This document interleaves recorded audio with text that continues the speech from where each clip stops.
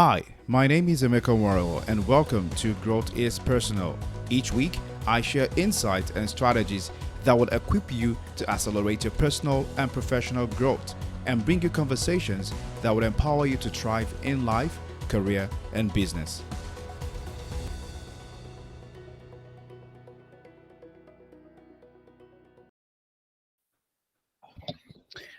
All right. Welcome to Growth is Personal podcast. With me on the podcast today is Kadine Cooper. I'm going to do a little bit of introduction of Kadine. Kadine has been not just I've been a fan of Kadine, but also I have been a follower, but also I've learned a lot from Kadine over the few years, that we've connected on LinkedIn. And I'm so grateful to have her on the show this morning. This morning here, recording live. So maybe you might be listening to this or watching this somewhere, in the afternoon, your own time zone. But it's morning here, beautiful morning here. I'm just going to do a little bit of introduction to Kadine, and then I'll give her an opportunity to kind of introduce herself as well.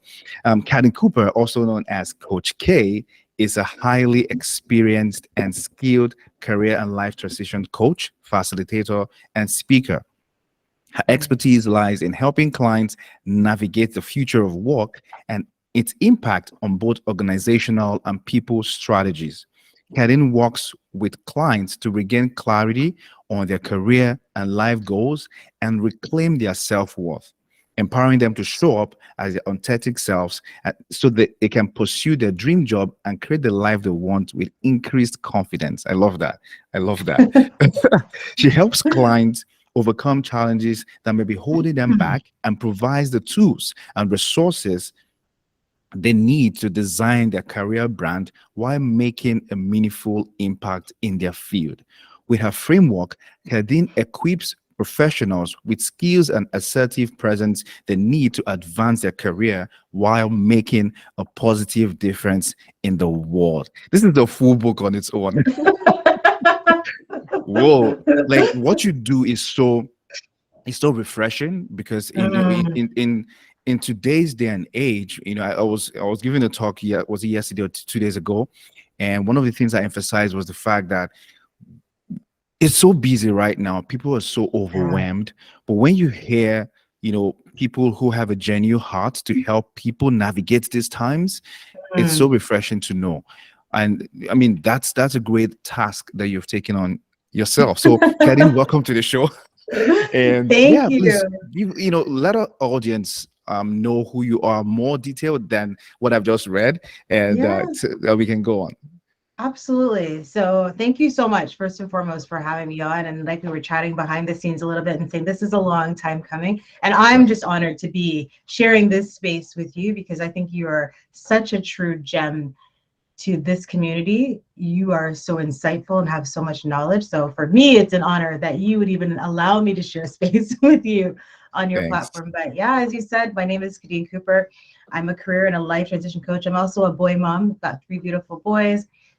I started my career as an HR professional. Well, not really. I have an eclectic background. I started my career. I wanted to be a fashion designer and a buyer. I love fashion, and then I got into HR, market research, and it was through some self-discovery and personal development that landed me here where I'm at right now. Because we're both from immigrant parents. You're an Right. actual immigrant, relocating from home to this country. And growing up, I was told, go to school, get a good education, climb the corporate ladder, and maybe get a good government job if you can while you're at it, right? Right. And I got to a certain level in my career where from the outside it looked like Kadine was pretty successful, but I didn't feel successful. I didn't feel like I was making a difference or an impact, or that the reason that I actually got into HR in the first place was being leveraged, like my skills and my talent or my passion, Mm. and my values were not aligned with the corporate roles and agencies that I was in. So I would say about 6, 7 years ago now, I went on my own personal development journey and trying to kind of sort that out. And what did that really look like? Why was I starting to feel this way? And Mm. then 4 years, I'm in my fourth year right now, where I took the leap and quit my job and decided I'm going to help people. I'm going to use the knowledge, the skill sets, and the insights that I have to help people with their career, whether they're Mm. transitioning to something brand new, wanting to get promoted or level up in their career. And then just recently, I mean, because when I started out 4 years ago, it was like I was using a very holistic approach to my coaching anyways, because you're a Right. unique individual. You're not a Yeah. box, you're not a triangle or a square, you're a human being. Yes. So although you may come with, I just need help with my career, there could be so much underlying issues or concerns that are there. And I truly believe unless we unpack some of that, you can't fully move forward. Mm. So with using that and wanting to kind of evoke more transformations and have my clients unpack and get a deeper kind of breakthrough, I am now, in the process of getting my coactive coaching certification.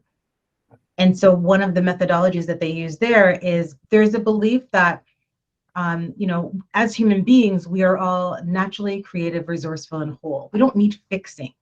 Mm. But as you alluded to as well, there's so much busyness in the world right now. We have so many options and opportunities just thrown at us. But how do we know when it's the right one for us? How do we know that it really aligns with who we are as a being, that it aligns with our values? So I just love to be able to. So why I embarked on this certification and why I'm sharing that is because it's so important for me to be able to work with clients so that they can unleash their full potential of who they are to show up as their true and authentic and their best self.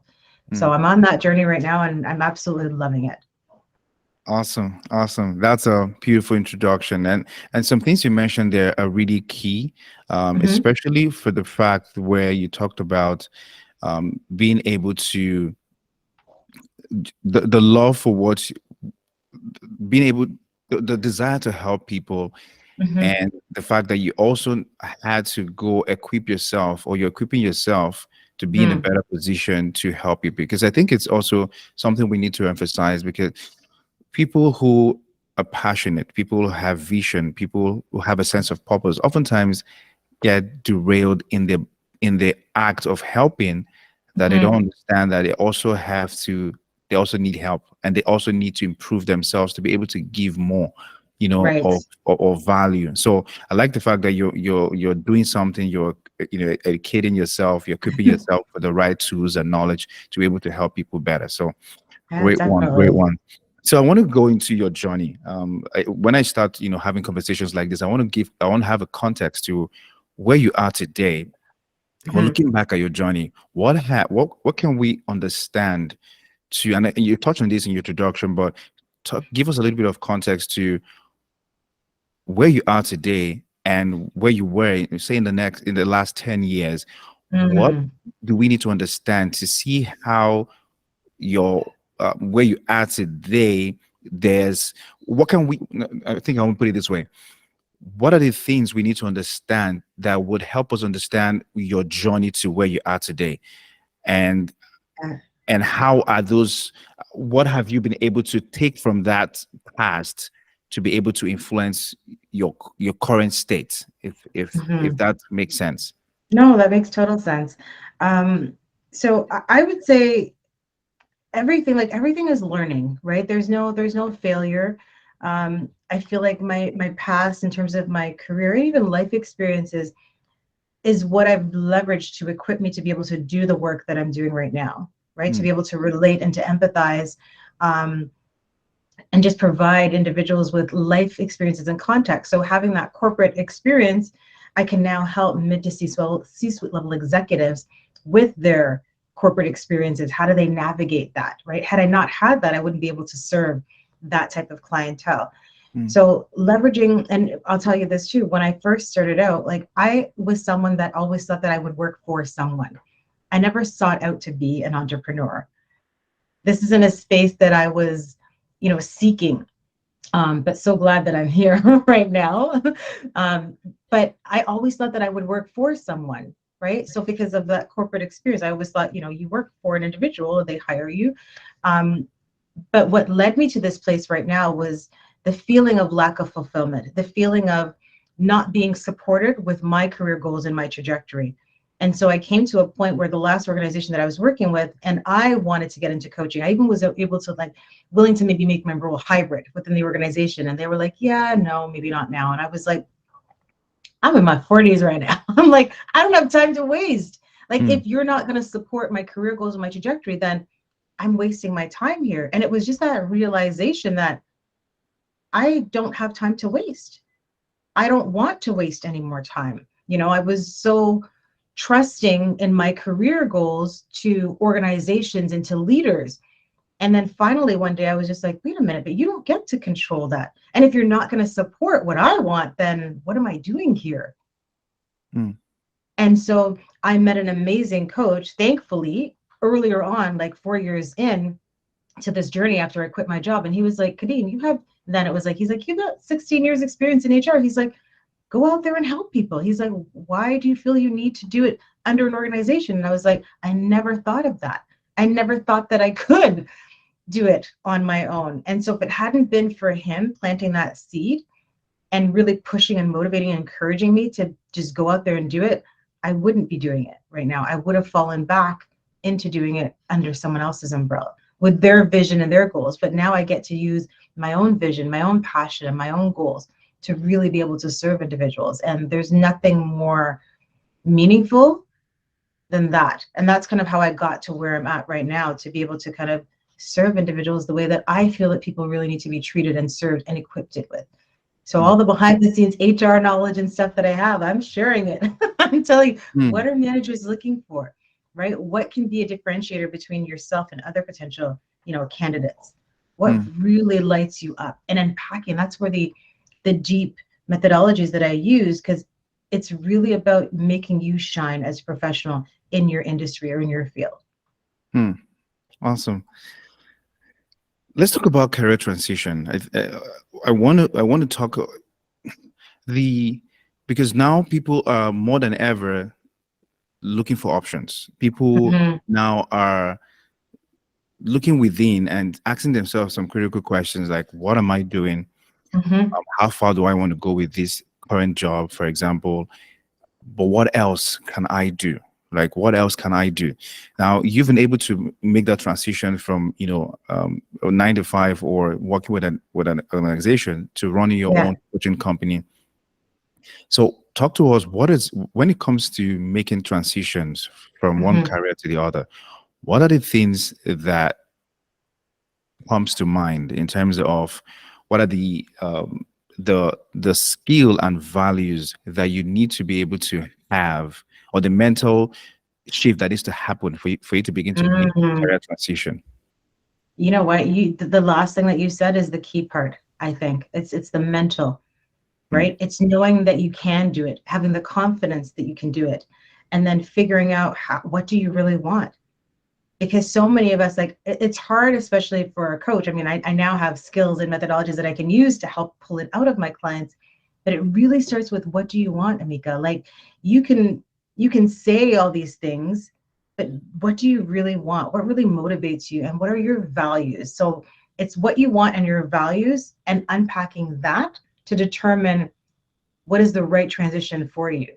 mm, So I started with some of my clients towards the end of last year, and I'm still doing it now. We're in March, and I'm still doing it with some of them, is looking at what served you really well in 2022, that lights you up, that energizes you, and mm, what didn't, and both personally and professionally, because we should be able to bring our whole beings, our entire beings, to work and to whatever we're doing, right?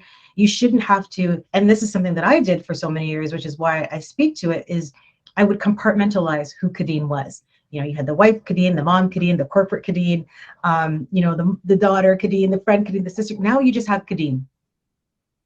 That's it, right? And showing up as this person in every single facet and area of my life. So as you transition into something, you should be able to bring your whole being to that transition, right? You shouldn't have to mask or compartmentalize who you are. So it really starts with, who do you want to be? Who are you becoming as you're transitioning? It's almost like a butterfly, right? mm, Think of it as, you've been cocooning, you've been in this state where maybe you were just conforming to society, communities. But now, if you're going to actually transition and emerge as this beautiful butterfly, what does that look like? Who are you now going to become and embody as you're transitioning? mm. Who do you want to become? I think that's a Mhm. very, very important question because, you know, I was sharing, in the last session I had, I so from university, I graduated from with an agricultural degree, but I've always known that I wanted to help people, right? Mhm. Then I moved into entrepreneurship, started my branding agency, doing designs and stuff. As much as I was helping corporate brands to, communicate their values and their vision and all to their target audience, but I knew deep within that I was not just called to corporate brands, but also to individuals, right? But I Right, didn't know what that right. would look like, right? I think it was until 2014 I stumbled on the word personal branding, or personal. Mm, I started the journey of personal growth, developing myself, but I didn't understand what that part of personal branding looks like. right. But I had to go, to learn and be open to asking questions and taking trainings and stuff like that. And then I eventually started, personal branding back in 2014. But I've come to understand that, it's really a question of what do you want to create for yourself and what kind of Right. contribution do you want to make to in the world, right? What you want for yourself and what kind of contribution you want to make. And once you begin to answer those questions, it's going to be much more easier to navigate that transition. Let's talk about because to make a transition, most times people are always worried about what do I have? Like, what are Mhm. my strengths? What are my skill? Right? Maybe, for example, I'm an accountant and that's what I've always known. But how do I know that I can do something else? So talk to us about how can you identify your strengths and skills that will be valuable in your new career? What can you do to identify your strengths and your skills? So great question. And I'm sure hoping that your audience has heard the term SWOT before. So conduct a SWOT analysis on yourself. Companies do it. And for me, you should start treating yourself as a business, as a company. So what are your strengths? Being aware of your strengths. What are your weaknesses? Opportunities that are out there for you, and then threats. So once you know your strengths and you can play to those strengths and you can be able to articulate them in a clear, concise, and consistent way. Weaknesses, I love playing in the weakness areas because once you're aware of your weaknesses, Mika, no one can use them against you, Hmm. right? But Hmm. then you now have an opportunity to determine, okay, based on these weaknesses or challenges that I have, how can I overcome them? What am I doing to ensure these weaknesses don't hinder my transition? And then opportunities. There are tons of opportunities out there. So knowing what those opportunities are and any possible threats or challenges that you might come your way. So start with a SWOT analysis and do personality assessments to kind of pull out from you what are like, there are free ones, like 16 personalities is a free one. And there's another one, I can't remember the name of it right now, that I kind of suggest and share with my clients. Do a SWOT analysis on yourself, do a needs analysis, a skills assessment, look at past performance reviews. What are things that people say that you do really, really well? Hmm. And keep asking, what do you hear often that people say? And I think it was you that I got the jot down from. I'm always big on telling my clients, you should journal, but now I'm saying if you can't journal, jot. Yeah. Yeah. You know, jot Yes. these things down, write these Hmm. things down about yourself, have a brag book about yourself. And it's just like you said, it's a self-reflection, right? You're going on a self exploration journey. So the transition is just that, like it's not a destination, it's a journey that you're going on, right? So being able to capture and document as much of that as you can so that you can just identify and get clear on what are your strengths, what are your weaknesses, what are the possible opportunities that maybe you're oblivious to but are there because you have these strengths, and then what are the Hmm. possible threats or challenges that you could overcome. So start with a SWOT analysis and a needs assessment, and just assessing what are your current strengths and how can those strengths be beneficial to your career goals and trajectory and also to your life goals as well. Because I truly believe that the two are so closely intertwined. If you're not happy in your life, you're not happy in your career, one is impacted, right? Or both actually are impacted. So what strengths and what values do you bring and how can it benefit and impact the world around you or the industry that you're in? Hmm. SWOT analysis. So talk to us about the opportunities.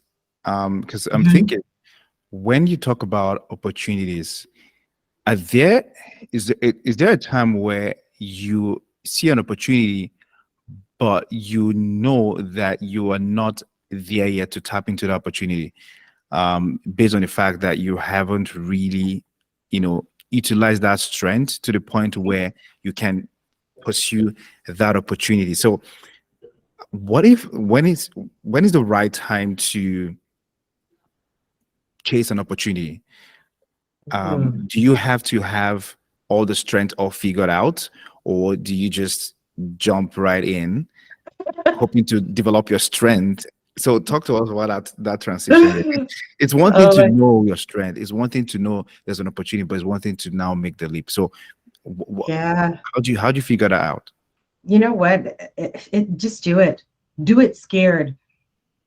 Start having some exploratory conversations, especially if you're somewhat aware of the area that you want to get into. Start talking to people that are doing that thing. Who are the influencers and decision makers that you can connect with that can make a decision between you kind of tapping into this area, this opportunity?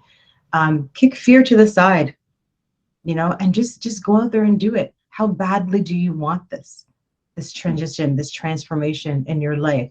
And I think the exploratory conversation is really key here, because you don't know what you don't know, but there are opportunities out there for you to seek out insights and information to see how far is the skill gap or the knowledge gap.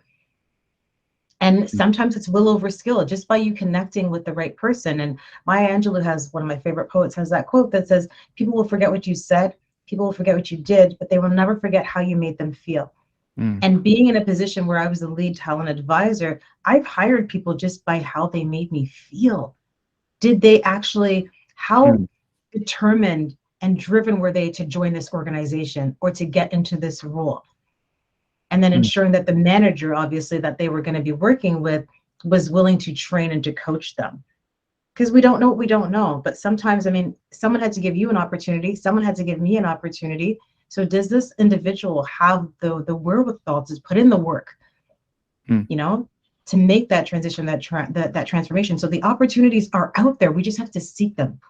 We just have to go out there and look for them, and take a chance on ourselves. you Right. know, take a Yeah. chance on you and seek out those opportunities for yourself.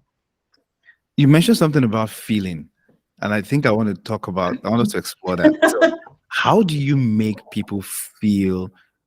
And I think it's very important because when I coach Yeah. my clients, I tell them that, and you can correct me if I'm wrong, that oftentimes the success in interview is 80% confidence, 20% competence. What do I mean is, if you can make people have confidence in you, in Hmm. such that you've been able to create that perceived value that they just like you, they just want you to have Yeah.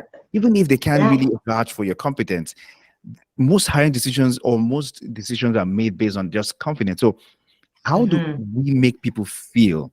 Because you said something like that. How do you make people feel the need to bring you on board? What do you do? What are the tips, the strategies to create that feeling in the hearts of people to bring you on board when you're making transition? I love that you are tapping into the emotion thing, because I'm an empath, so I'm big on feelings and emotions. Mm, And what I've learned, the best way is just to be you. Don't try to be something that you're not, because that's the hardest thing to live up to. So if you and one of the things that I've prided myself on when I was in that position where I was the interviewer is mhm. making people feel comfortable, because we're not for everyone, and that's okay. Right. Right. And also, one of the tips that I share with my clients too is you play a dual role when you're putting yourself out there. You're the interviewer, but you're the interviewee, but you're also the interviewer. So Mm, you need to be assessing as well and feeling this company and this potential hiring manager out. Is this someone that you want to work alongside? This is an organization that you want to even attach or associate yourself with, right? So, and if you're in the right place where you're showing up as yourself authentically, the emotions of who you are will truly come out, and you will connect and you'll kind of vibe with that person, right. right? Without having to pretend to be this other person, right? Be you, Hmm, show up as you, and not hmm. sugarcoating who that is, because if it's for you, it will be for you. Like, no one can take from us what's for us, if that makes sense. Yeah, Right? you're right. No one can take from you. So if you're showing up as your true and authentic self, if you're playing that dual role correctly, and feeding off of the emotions, like I just said, like that quote speaks so volumes to me. You know, how are you letting this person feel about who you truly are, what you stand for? And I have a client who, she was very clear on her non-negotiables. And Mm, she went into an interview expressing those non-negotiables and being a little bit apprehensive too, that I wonder if they're going to hire me because I'm so clear on what I want and what I don't want. And I mm, said, well, it's so important to let them know, because the worst thing that's going to happen is your non-negotiables are not going to be aligned with them. Right? But then you would have dodged a bullet, because you'll accept this role not sharing what your non-negotiables are. And then 2-3 months in, you're going to be like, it doesn't feel right. Something is off. mm. So sharing that emotional side of you in a good way, in a professional way, in a confident way, is truly what I think is where the value is of you really being able to connect with an employer or a hiring manager to truly see who you are and what you stand and believe in. Hmm. But I've heard people who have gone through that, bit of emotion and sharing their feelings or being authentic to themselves, Mm-hmm. authentic self in a conversation like that, and it backfires. In terms of, or maybe they get that feedback that, oh, these people don't really accept me here, and it doesn't work out, and then they go back into their shell and say, you know what, I'm just gonna act the part, or just fake it till you make it, or something like that. Mm-hmm. So, Mm-hmm. so for someone like that, what's the remedy? How do they put themselves back? Have a community that supports you. Have a community that wants to see you win and that knows who you truly are. Because if you have to go in and pretend to be something or someone that you're not gonna, and I'm speaking from experience there. That's, I think, what I did in some of my roles. I went in there and I was like, okay, I'm gonna be this person for this role and for this organization. But then if it's not aligned with who you truly are and not aligned with your values, eventually that will come out. Right. Right? Mm, Eventually it will come out. And like I said, what's for you is for you. We're not for everybody. So right. it's accepting that, you know what, this door may have closed, but another door is going to open that I can unlock.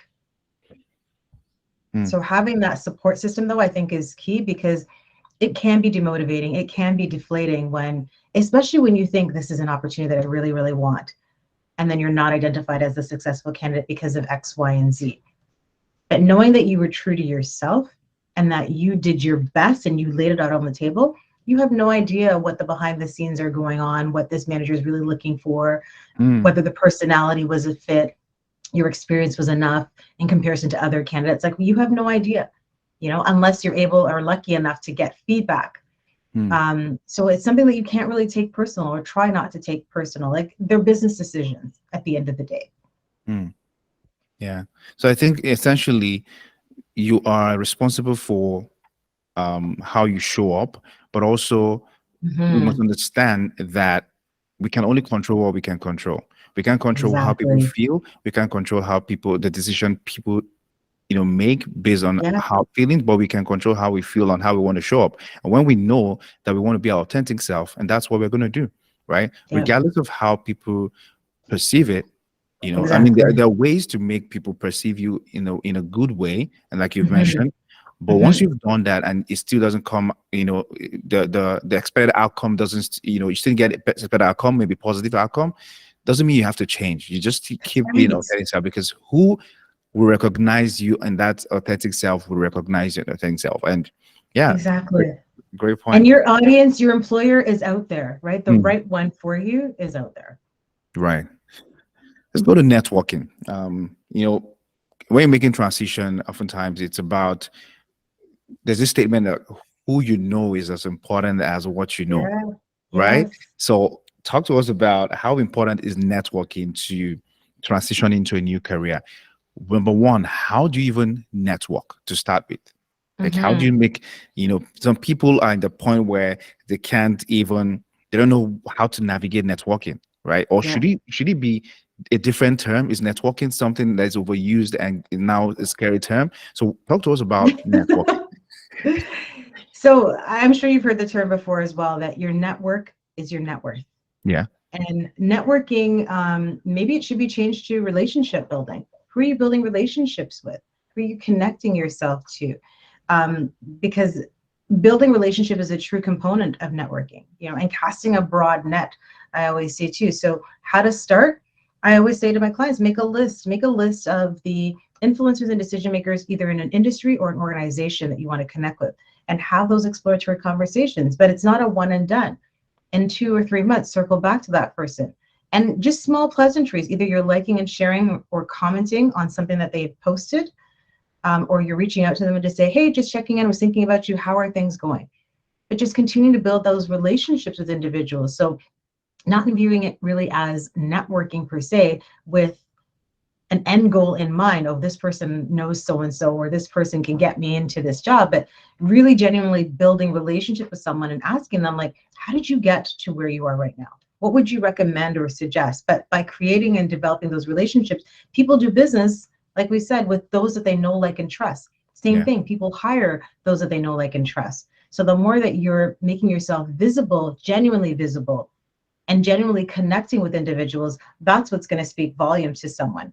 You know, and going back to, you may not have all the skills, but you've left an impression on this person that they're like, you know what, I want to introduce you to someone because I think you'd be a good fit for their role or the organization or their project, right? Just because you've left them with such a feeling about who you are as a human being and as a professional. As a human being, than as a profession. I like the fact that you mentioned the human being first, because a lot of times people get so, I was listening to a comment on LinkedIn, a friend, and she said, networking has become so almost so scary for people now that the first thing they hear about networking is, what do you do? Or the first question that they get asked is, what do you do? Like, people want to know what you do before they know who you are. Who you are, right? Yeah. Right. So, changing the conversation in networking means that we have to begin to emphasize, bring the humanity to networking or relationship building, and ask, first of all, ask how are you? Like, find something that resonates with that person based on your observation, and start the conversation from there.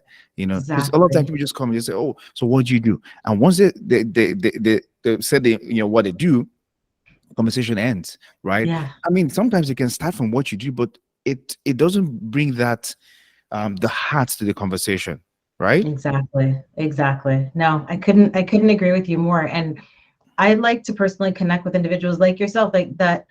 It's like that, like-minded and like-hearted, right? And really don't worry about what I do. Are we connected? Do we vibe? Like, is there an opportunity for us to collaborate or connect or to share resources? Because that's really at the heart of the building of the relationships, right? And not so much about what I do, what I can do for you, what you can do for me, right? We're human beings. And we were meant to do things together, to establish relationships and connections with each other. And I think that's exactly one of the benefits that I think has happened during this time that we're in right now, is individuals have really done some deep self-reflection and are establishing, or not disattaching themselves, but kind of thinking about who they are as a person versus their role, their career role, and establishing that. So the conversations, I feel like, have flipped or have switched a little bit about, who I am as a person. I may work for this organization. And that's one of the things, I'm going all over the place, but this just came to me too. One of the things that I coach my clients on is, when it comes even to your LinkedIn profile, I think there's such a misconception that belongs to your organization. It doesn't. It's an extension, right? But it doesn't belong to them. So this is your personal digital footprint. And I always say, be very protective of that brand. Like, I've been very protective of Kadine Cooper as a brand, even before I really knew what personal branding really was, because I've always said, I'm going to be Kadine Cooper no matter where I go, no matter who I'm working with, right? So being protective of that digital footprint and who I want the world to see me as, right? So be protective of what you're putting out there and who you're putting yourself out there as, because it's, what are you known for? Perception, right? What are you known for? What do you want to be known for? Two different things, right? Of how people see you.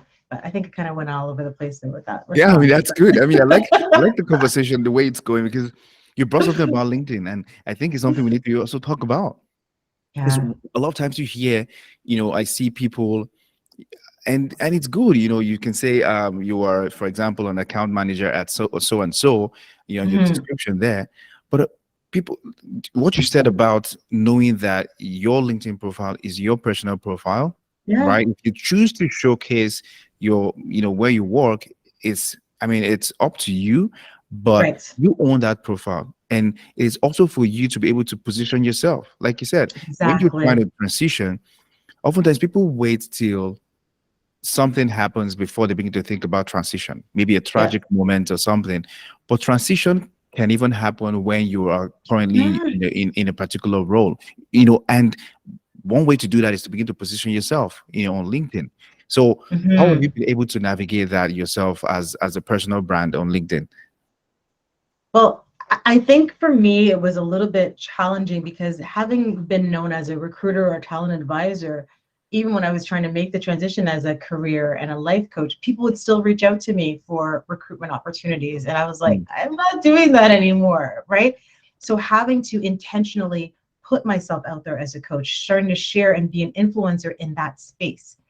So it was gradually, but it was me intentionally sitting down and being like, okay, that's been my brand for so many years, but how do I need to switch and navigate my brand? Now, who do I, so having an extensive HR network, I had to intentionally seek out other coaches mm, to build that network, to have conversations with those coaches, asking questions.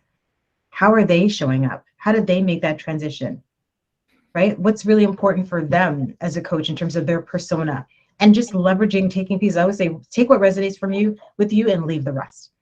So I mm, would take what resonated with me and just start being very observant of how other coaches were showing up and mm. seeing what could I leverage from there, but still staying true to myself, who I Right. was, as a person. But I think what we touched on there is so key. Your brand is your own. It's just an extension of the organization. That's why the organization that you're with has hired you. It's Hmm. because of your professionalism, your brand, right? Of who you are. So don't lose sight of that when you join an organization, even if this is your dream company, because things happen, life happens. You Yeah. never know, right? So Your you dream have to company be can able to become a protect. nightmare. Exactly. I've experienced that too. Right. But That's yeah, true. so Like keep we've trying. had, I mean, in recent times, we've seen stories of people who that was their dream company. They've always wanted to Yeah. work in so and so, but Yeah. today, they were let go. And people now begin to think about, okay, what's the next thing? But once you know that where I am right now, what I'm doing right now, I have to be very conscious of the fact that I'm building my personal brand. And if I'm going to show on Exactly. LinkedIn, for example, I told my clients, you don't have to have, if you want to have the company's name you work for in your description, that's fine.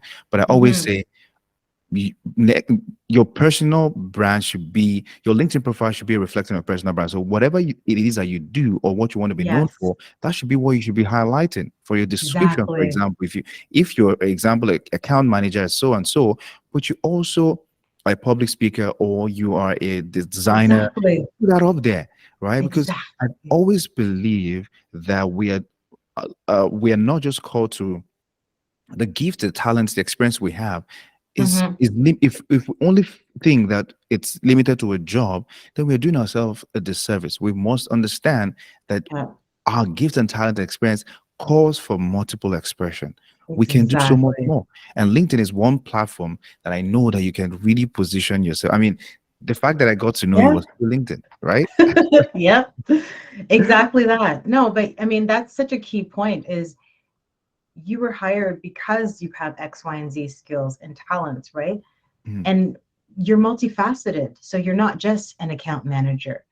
Like you said, you're a facilitator, you're a public speaker, you're a designer, you're an innovator. Put those things out there. Because when we talk about even the algorithms and things, and when someone is looking at your profile, because people are looking at your profile for various opportunities. Yeah. Mm-hmm. So Mm-hmm. the more that you can tell and put a little bit of personality on there too. So the more that you can show up and be who you are and who you want to be known for, the more the right audience and opportunities are going to be aligned or will find you.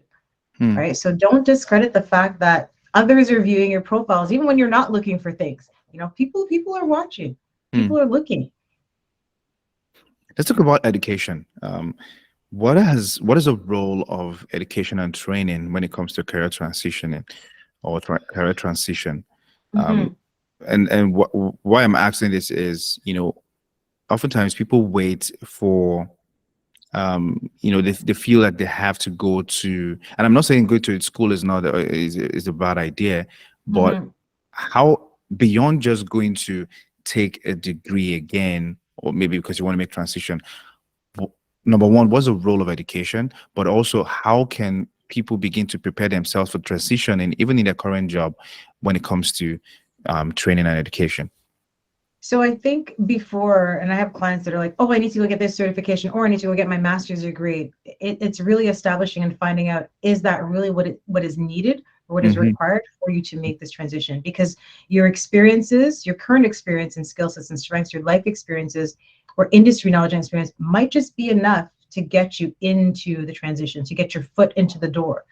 And then from there, you can explore and see, okay, do I need more credibility? Do I need more of a foundation or knowledge skill set, right? Going back to the informational or exploratory conversations, knowing that you can connect with individuals that are maybe doing the job that you want or in the industry. What is really required here? Do I have enough or is there a gap? So be that lifelong learner too, be that sponge, read articles, connect to newsletters or industries that can help to feed that knowledge. Because I have a client that I'm working with right now, and she's like, I'm taking all these courses, but I don't even know if it aligns with where I want to go. And I'm just a lifelong learner. But are you a lifelong learner in the right areas?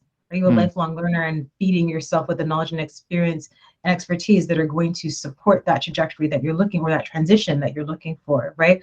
So be clear and specific. So, because it's time and it's money Yeah. that you're investing in, right? So are you investing in being a lifelong learner in the right areas that are going to support you moving forward? So asking questions is so key when you're in transition and Mm. seeking things out, right? Yeah, yeah, and I think it comes down to clarity, like understanding, Mm, knowing what exactly is, because oftentimes I see people do training, like you said, and it's not really relevant to what they do. So I tell my client, what you already have, the experience you already have, mhm. if you do some self-reflection, jot down, do a skill inventory and see what you have or competencies you Yes, have, you'll be shocked that you already have what it takes to get transition to a new job.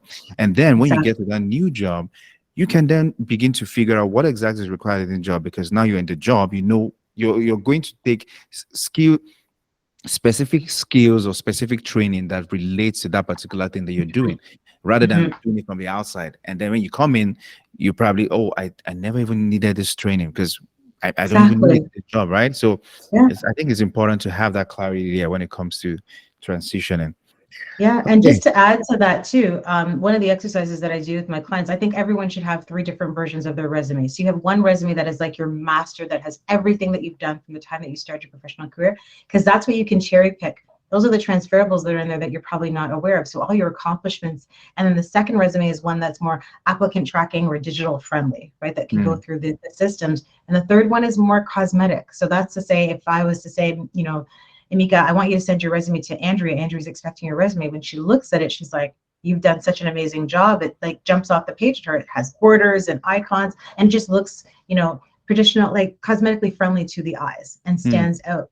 But it's so key to have that master, because that's where the transferables are. We're all a 10 at something. So being able to pull out, what are you really a 10 at that would be beneficial to this industry or to this current role that you're transitioning to? mm. That's that's a good one here. Good knowledge. So the first one you mentioned was having a master resume, the Mhm. one that houses everything that you've done, the Everything. transferables. Yeah. And then the second one you mentioned was to have one that is was that one specific to the It's applicant tracking friendly. It's a applicant digital tracking system? document. Yeah. So this one Hmm. has all the key action and buzzwords on it that are relevant to the industry that you're transitioning to or specific to the role that you're applying to. Right. So which one gets to be much which one do you use often from within the amongst these three?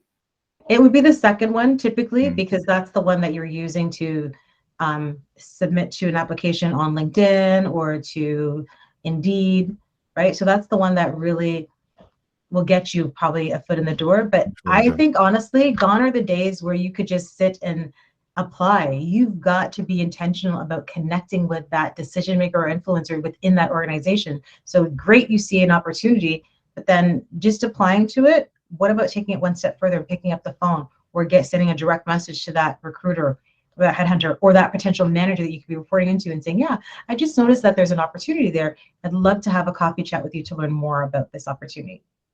instead of sitting there posting your resume and being like, I really hope someone calls me. I Okay. really hope I get, an opportunity to showcase. No, you've got to take control. Mm, I shared with you, I think once that, my term now, or one that I've cloned, is CEO, and it's not chief executive officer. It's create every opportunity. What are the opportunities that you are going to create for yourself? How right. badly do you want it? Hmm. Right? How badly do you want it? That's the differentiator too, that a lot of candidates are possibly not doing that right now, because a lot of people are still in the mindset of, I'm just going to apply to this position and I'm going to hope for the best. Hmm. But there are so many hundreds and thousands of people that are also doing that. So what's going to make you stand out? And Right. even being proactive and connecting with these influential leaders Mm-hmm. before an opportunity is posted, right? So then you can Mm-hmm. circle back. That's the relationship piece again. You can circle Right. back and say, yeah, we connected like 2 or 3 months ago. I see now that you have an opportunity that I'm kind of curious about or interested about, right? Oh, wow. Yeah, we spoke. So you're not brand new to this person. They've Right. already spoken or seen your profile, or seen you engaging with them and their content online. Hmm. Yeah. Yeah. That's very important. Having that relationship. And sometimes, recruiters will intentionally put their contact details to say, you want to learn more, contact this Yeah, number. But most people don't take advantage of that to call that they number. don't. You know? Exactly. Okay. Because I always say once the position is posted, you're almost late to apply. Like once it's posted, you probably have 200 people applying at the same time or more. Exactly. So the ones that Exactly. show up and put a face to the conversation tends to Hmm. be more, remembered. Mm. Yep, exactly. I agree. Let's talk about the challenges you face. So when you're making a transition and, there are unexpected challenges or roadblocks that you Mm. encounter, how did you overcome these challenges, that you faced when you were making transition? And I know for a fact, one of the transition would definitely be from the financial standpoint. How you, say, for example, you had to resign because you want to make a transition. Yes. How would you take care of your finances? So talk to us about what are the challenges you faced, or the roadblocks, and how did you overcome them? So the first thing that I'll say is I coach actually the opposite of what I did. I'm always like, don't quit your job, Hmm. just like that. Let's connect and create a blueprint or a roadmap for you to identify that you have all the right things. So your finances are number one, your mindset, number two, because I would even say the opposite, your mindset. You've got to be ready for this change and this transition, because there's going to be ebbs and flows with it. Hmm. Right. And then financially, you don't want anything else to be adding to that pressure of, now you've given up. Maybe you were making 6 figures and now you're going down to making like, 50 to 30K. Just saying, for an example, right? So how are you going to mentally navigate that change in a lifestyle that maybe you had before, right? So one of the biggest things, or biggest challenge, I would say for me, it was really the mindset shift from being an employee to being, a business owner or a boss, Mhm. my own, running my own show and creating my own structure and flow, because I had that created for me for so many years and I was able to leverage a lot of that too, right? But the biggest challenge, I would say, was my mindset shift of operating from, a corporate employee to now, running my own show as an entrepreneur or a business owner. And then surrounding myself with the right individuals and right tools and resources from other entrepreneurs that were successful and that were doing the thing, that I Hmm. could gain knowledge and insights from. Like, what do you like? Bookkeeping, I no idea. Invoicing clients, going out there and marketing myself, right? Like putting strategies in place and frameworks. I could do all that stuff, behind the scenes stuff, but going out there and branding yourself, going out there and marketing yourself, um, finding clients, connecting with, like, those are so many things that were new to me. So having those people that are ahead of you in the game that you admire, that you can reach out to, I think is what has helped me. But the biggest challenge, I would say, was my mindset shift and the Right. confidence that I could do this. I could do this on my own. But having Hmm. people that believed in me as well, Hmm. it's one of the Hmm. biggest things, I would say. Okay, so let's talk about what are the signs, to indicate that you're ready for a career change. Like, what are the things you have to begin to notice when it's time to make a change, and Mm-hmm. how do you prepare yourself for that? So for I was reading an article some time ago, and one of the influencers on LinkedIn said that when you know you're ready to make a career change is number one, when the side hustle or the passion project you're doing is Yeah. almost it's paying you better than your salary, right? Mm-hmm. Then you know you're ready to Mm-hmm. move to something else. Someone said again that when you know you're ready to move is when the things you're doing for your employer and your job is something that is required for that people are asking from you outside of your job. Like Yes. you can actually take that and make it a service that you can do outside. So what are the signs to you, if you're to share, that it's time to make a career change? For me, it was different. For me, it was waking up in the mornings and this was no longer lighting me up. For me, Mm, it was getting asked that question. So what do you like about working for X, Y, and Z? And I had to stop and be like, what are the key behaviors of the organization? That's when I knew I was out. And I mean, it was much more than that. It was a lot deeper than that. But those were some of the key things that I was like, this is no longer serving me anymore. This didn't feel good or feel right to me. So I guess I'm more of an emotional being. mhm, So for me, it was more the emotions and the feelings when I woke up in the mornings and I didn't feel excited to go to work anymore. Like now, the last 4 years, I feel excited, Anika. Every mm, single day, I'm mm, excited. Who am I going to talk to today? Who am I going to serve today? Who am I going to help today? Or what am I going to put together? What templates am I putting together? Or frameworks am I putting together to help a certain client with whatever challenges they're overcoming. And so it was that feeling of mundaneness, that feeling of just stuck and lack of fulfillment. That's what I think it was for me to know, yeah, I've got to do something here. Life is too short to be in a role or in a position where you're not feeling lit up, where you're not feeling fulfilled. So mm. feeling a disservice to yourself is, like, I would say, the worst feeling in the world. And I think I did it and lived in that place for so long until finally it was like almost like I hit the wall and I was just like, wait a minute, I don't have to stay here. I can actually, hold my head up and actually do something different that is going to light me up, that is going to be meaningful and fulfilling to me. Ooh, I want to explore what that could look like. Mm. Right. So, Right.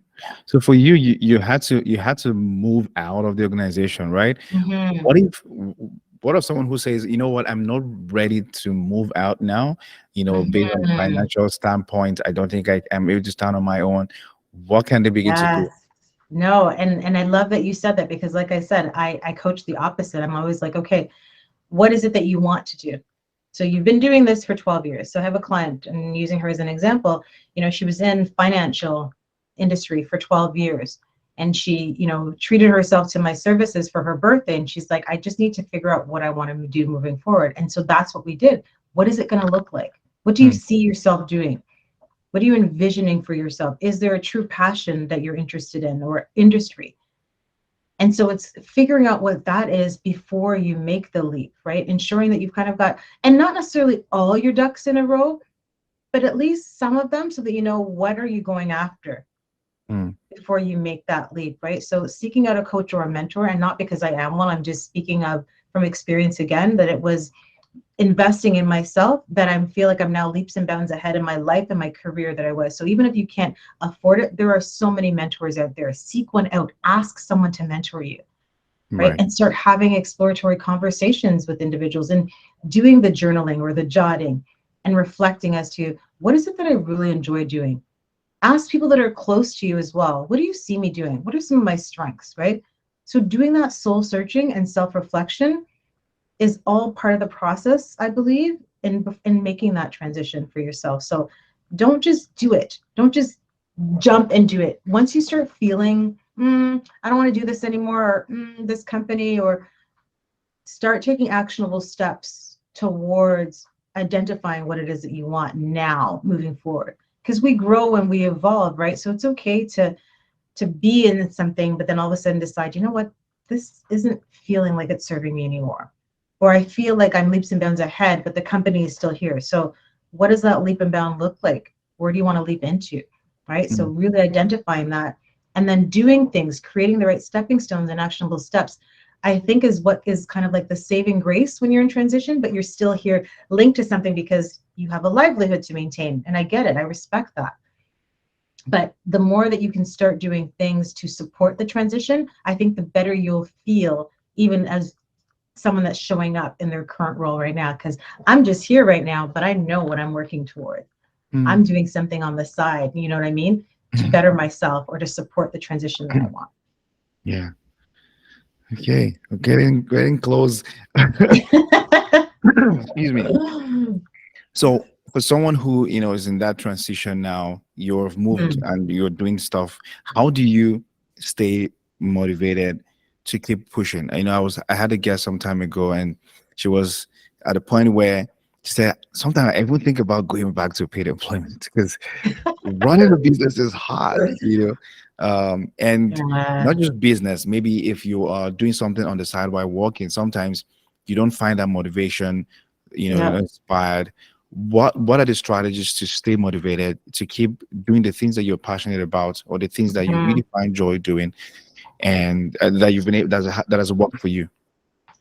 I think one of the biggest things that's worked for me is knowing when to pause and to take a step back, because it's during those pauses that I'm equipping myself or strengthening myself to push and move forward. So, we're so go, go, go trying to, and I've had to learn the balance as well too, because I'm so passionate and love what I'm doing that this doesn't feel like work for me most times, right? I feel like I'm playing and exploring, but there comes a time when you have to take a step back and figure out, how do I want to scale this business? How do I want to level up in this space, right? So taking those moments to really pause and reflect so that you can move forward. Because when you're an entrepreneur and you're in this space, you're so into it that you don't sometimes see the blind spots, or and you sometimes start to resent it because you're like, I'm investing, I'm doing so much, but I'm not getting the return on the investment, right? So taking that pause, and it was hard for me because I feel like I'm a recovering workaholic. Like I'm someone that I've been working since I was 14 years old. That's what I've known to do. But I'm now learning the importance of the pause and of the reflecting. So taking that time to say, okay, what is really serving me really well here in this space right now? And what do I need to do to change or to pivot? Right. So not thinking of that pause as being lazy or I'm not doing anything. Like I just came back from Jamaica. I went 9 days with my business bestie, one of my girlfriends. Yeah, And I saw the pictures. but it was amazing. It was amazing just to be able to pause and reflect a little bit and just to clear my mind and say, okay, for the rest of 2023, what are my goals? And am I still on the right track, or the same track that I'm desiring to be on, or do I need to make a pivot or a switch, right? So for me, I would say, don't be afraid to pause. Don't be afraid to take a step back and to see, okay, where am I right now? And just doing a little bit of an assessment, instead of continuing down the same path and not Right. realizing that, oh my goodness, had I paused 6 months ago, I could have made a pivot or a switch. Right. Right. And there's something I shared, in my last session 2 days ago, was the fact that, the saying that when the going gets tough, Going gets the, tough, the tough gets the going. tough gets going. But I Yeah. also flipped that. I said, when the going gets tough, the tough doesn't keep going till they get lost and burned out. The Yes, tough exactly. seeks connection, collaborations, community. So I 100%. think there's Yeah. also a place of, you, like you said, you had a friend, you went out, having that community, that support system that would help you in times of, uncertainty or change, or in tough times in general, is Yeah. also very key, because isolation is a The big worst. enemy to growth, as a big Mhm. enemy to transitioning, because while you're Mhm. like you're alone. Imagine you working with an organization where you had maybe 20 friends, maybe 20 friends Exactly. who are your colleagues or so, and now you're now away and just by yourself, maybe in your room or your house, running your own show. It can be isolated. Exactly. So I think the one of the strategies would be to begin to intentionally go out there and build community of people of like minds, right? And I love what you said there, because that's in essence what I had to do, is I Mm, had to connect and build a new community of individuals that were also entrepreneurs, business owners, women, Mm. men, predominantly Mm. women. But you know, you're the exception. You're my bro. But I mean, yeah, I just had to connect with individuals that I can pick up the phone and be like, I don't know what's going on here. I don't know how to do this. Mm. Can you help me? Can we have a chat? And I have many now. And I'm telling you, like, we've never met in person. We met on LinkedIn, but I feel, have, a connection. I now consider you to be one of my friends. And I've met so many amazing people just like that on LinkedIn. Some of them are even local. I mean, I think if you had been local, we would have met a long time ago. Right, right. But You're in Toronto, right? I'm in Toronto. Definitely, we'll definitely meet. Right? But there are individuals Mm. that here, even in Toronto locally, that I never had the opportunity, I still haven't had the opportunity to really meet and connect in person, but I consider them to be friends now because of the relationship and the connection that we built Mm. just by a chance meeting or interaction on Yeah, LinkedIn. And we've collaborated. And I yeah. now can like pick up the phone or send them an email and be like, do you have 5 minutes? I'm kind of going through something right now. I'm having a day or I'm having a moment, Mm. and being vulnerable to say, I don't Mm. have it all figured That's out. key. That vulnerability is key Yeah. there. Mm. Yeah, I don't have it all figured out, or I'm not sure what to do here. I have a client that's challenging me with this, or I have you know what I mean? There's just so many different things that will come up as, because you don't know everything. You don't know what you don't know.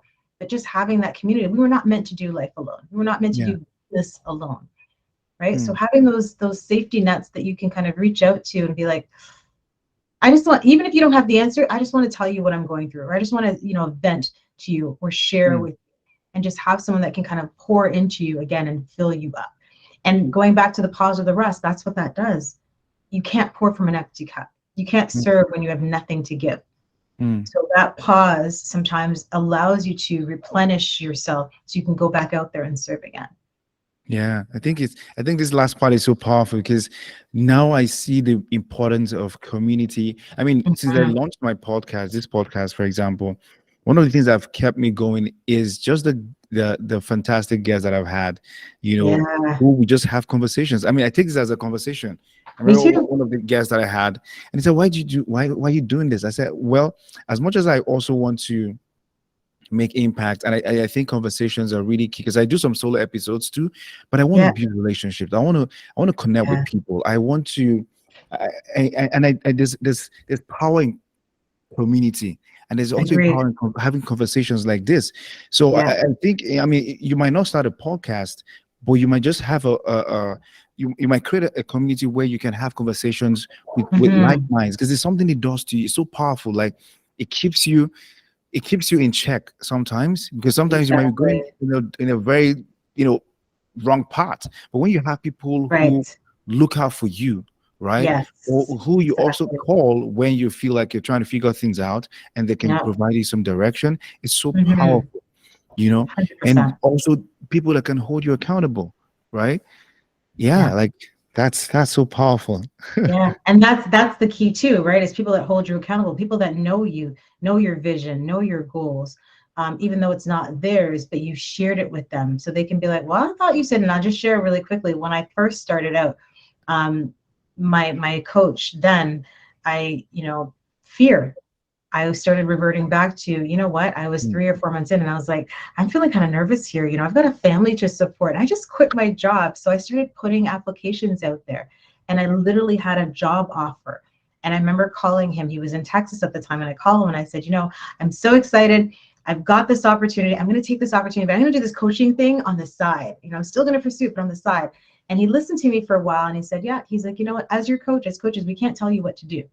Mhm. He's like, but the Kadine that I know, he goes, I know that if you go all in on this, he goes, and I've said it too, when you invest in yourself, there's no way that you can fail, Mm. right? And so he listened to me for a while and he goes, do you mind if I say something to you right now? And I'm like, sure. And he's like, I'm going to call bullshit. He goes, this isn't what you want. He goes, I get it. You have family, you have responsibilities.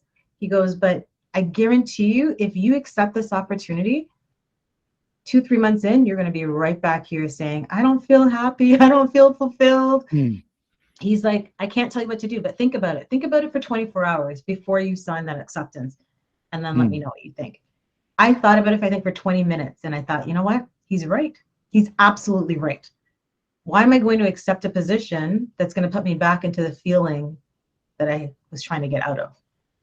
Hmm. So having that person to call me out, having that person to hold me accountable, having that person that I've shared my vision and my goals and the trajectory that I want for myself, to be able to check me and be like, that's not what you told me that you want right now. So why are you going to go left when you're trying to go right?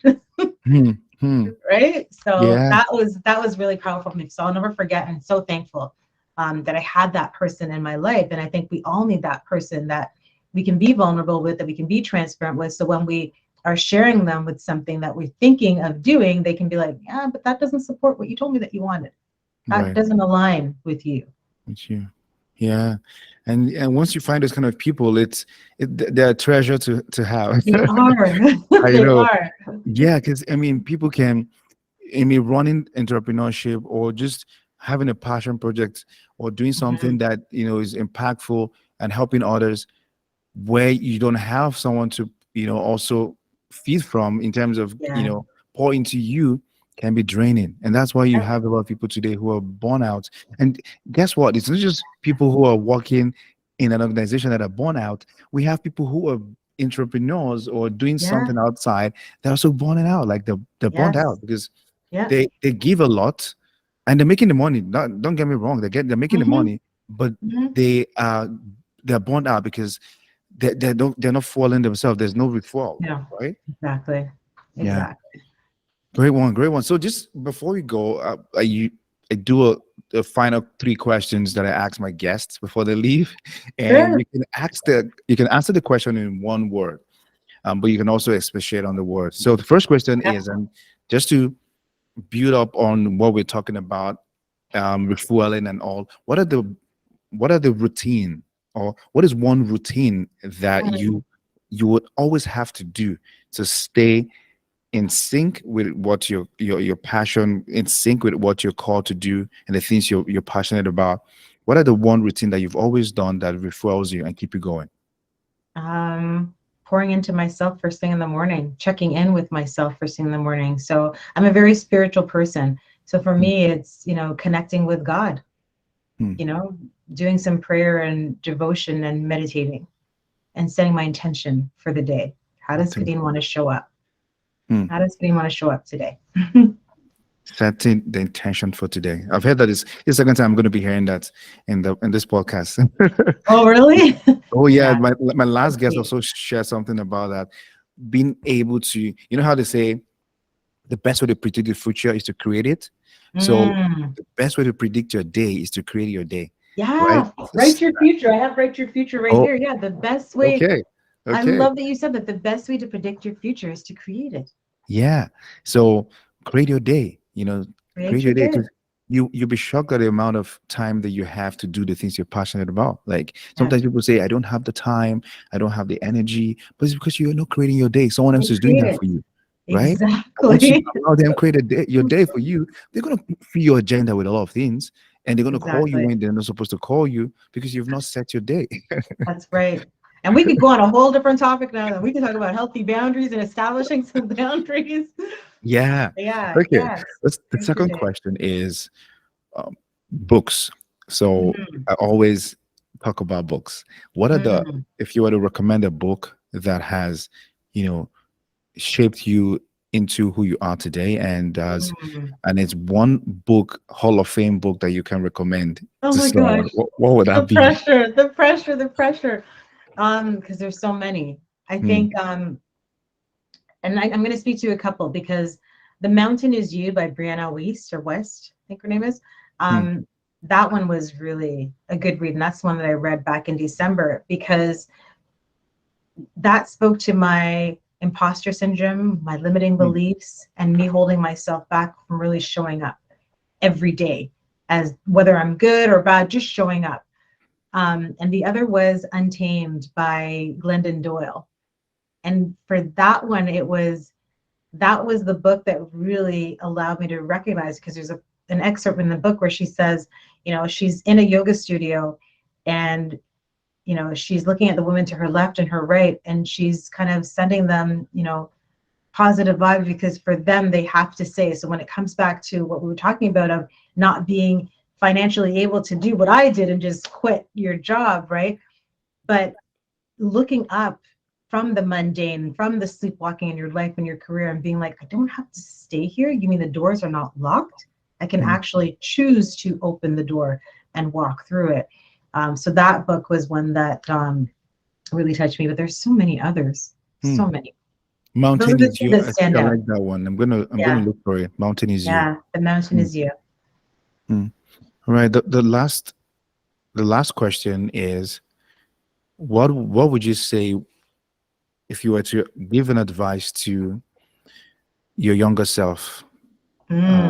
So Wow. your younger 25-year-old, what would be the advice that you want her to know now? Like what and when I say advice, I mean where you looking back at looking at where you are today and Hmm. where you were 25 years ago. What is the one advice you want to give that 25-year-old for them to be in your position where you are today? What would that be? The advice that I would give would be to um, own your power. Don't let anyone take your power away from you. Um, Hmm. and know that you can create the life that you want. You have the power to create the life that you want for yourself. Hmm. And to just show up as you. Don't pretend to fit in, to certain groups or communities. Just show up and be you.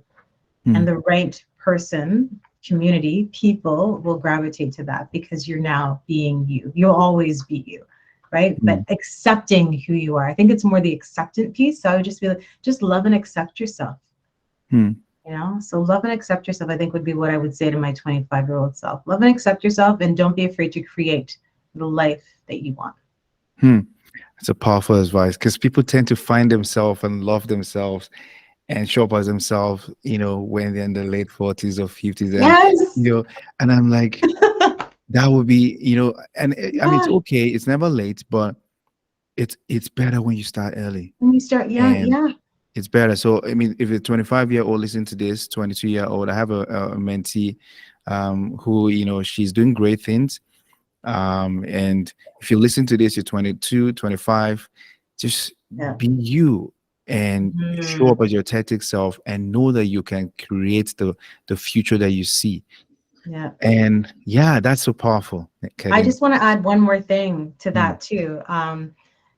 Seek out a mentor, seek out a coach, Mm. Yeah. someone that you look up to, someone that can be your champion or your cheerleader. Because I didn't seek that out until I was later on in my life. And like I said, leaps and bounds ahead in my career and my life. But I'm like, why didn't I do that earlier for myself? Why didn't I invest and gift myself with that sooner? And I'm not talking about tangible. I'm talking about there are people that, like yourself, like myself, that are willing to mentor individuals. We're not looking for anything in return, Yeah. I right? mean, So seek the those way people my out. mentee found me was I made a post sometime, and I always tell young people, take the risk. You never can Yeah, tell whether if they will say yes or no. And I made a post exactly. on Instagram one day. I said, "Ask me any question," right? And Mm, this lady just popped the question there and said, "Can you be my mentor?" I'm like, "Okay." And she went as far as saying, "And how much would I pay you to do that?" yeah, Whoa, I like that was bold, right? I mean, I yeah. don't charge her anything, but I can tell, the reward, the joy that comes with it. Just for Mm, me in person, in particular, but hmm. for her, I can see how it has helped. And Yeah, I myself as well have been a product of mentorship, and coaching. yeah, So it's important to put yourself out there. Now, some of you might get a no from them, but try, exactly. reach out. You know. Yeah, you know what? Closed mouths don't get fed. You don't ask, Hmm. you don't get. Hmm. And even if it's a no, it could be a no, not now. Because if someone was to ask Mm. me right now, I'd be like, honestly, I would love to, but I don't have the capacity. And Right. because I'm someone that's all in and invested, I wouldn't want to say yes to something and not be able to really Commit to invest it. and Yes. commit to it, right? That's not to say that later on in the year I may not have the capacity, right? But just Hmm. Hmm. just right now, but I'm always still happy to just connect, to share influence, insights, whatever resources I can. But yeah, just invest in yourself and a mentor or a coach. Seek that out. Read books, listen to podcasts, anything that's going to better you, right? And Yeah. support you with what you have or what you're aspiring to get into. Invest in that. Even if you can't invest monetarily, listen to things, read books. You've got an amazing collection of books. I'm sure you've spoken about many of them, but read books, listen to influential individuals that you can learn from. Right? Yeah. Perfect. Yeah, and it's what you said now is so powerful because sometimes you might not get a yes from these people, but you can. I always say that sometimes you don't just when you have a mentor, either directly or indirectly, it's not just what they tell you that's important or what they show you. It's often the wisdom, the things that they don't even say that you can catch. Exactly. There's a Exactly. and let me say that not to sound spiritual, but there's a spirit behind everyone, and sometimes you need to be able to understand that Mhm. energy, tap into that Mhm. energy and mindset that they might not even tell you. Like the people who I follow, they're not my mentors, but I've been able to get a thing or two from them. That's Just right. how they think. Look at That's how they right. think. Look at Yeah. how they compose themselves. Look at how they show up. Feed from that energy. You can learn a Mm. lot without even asking them to be a mentor. Very true. Yeah. So on that note, like who are you following? Hmm. Who are you allowing to feed into your soul and your spirit, right? Hmm. And is it aligned with where you want to go? Like we could mention someone. I know when we talked on the TPL platform, you mentioned someone like TD Jakes. I'm also, a big fan of TD Jakes and just his wisdom and his knowledge and the platform that he's created for himself. So Right. who are those influencers that you can be like, oh, I love this about them? And there could be many, Hmm. just like you can have many different coaches and many different mentors that will take you to different areas or levels of success that you want. So who are you listening to? Who are you following and watching on social media? That mindless scroll that we sometimes do. What's feeding into you? Hmm. Be mindful of that. Of that. Yeah. All right. That's it. Thank you so much, Kadine. My It's been a pleasure. pleasure having you on the show. I've learned a lot, and I know my audience, the listeners, are going to benefit from this. So thank you so much, Kadine. And I hope You're that so when welcome. next we invite, because there's a lot to talk about, and Oh I hope yeah, when next we invite definitely. you, you'll be able to attend to our show. Thank you so Of much. course, of course. Thank you for having me. And before you go, I always want to say, what is the best place to connect with you? I know I'm going to share on the podcast notes. We're going to have all your profiles for them to to listeners to follow you. But if Mhm. you want to share one place that people can connect with you, where would that be? I would say LinkedIn. LinkedIn is where I'm the most active. Instagram a Okay, little bit too, but if you want to get a hold of me, get my attention really quickly, LinkedIn would be the place. LinkedIn, and that's Kadine Cooper, right? Yes, that's Kadine Okay, Cooper. all right. Thank you so much, Kadine. We'll Thank talk soon. you. All right.